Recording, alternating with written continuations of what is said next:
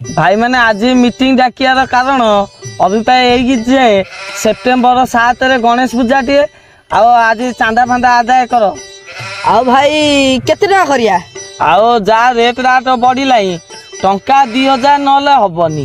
भोग भोग टे भल से करिया गोटे भोजी भात टे करवा। आ भाई चांदा केते ले कल? आग वर्ष जहाँ ए वर्ष टंका 2000 करछु। आमे तो 5 जण कैमरा मैन को मिसई 6 जण समस्ते 2-2 लेखा देले लगी।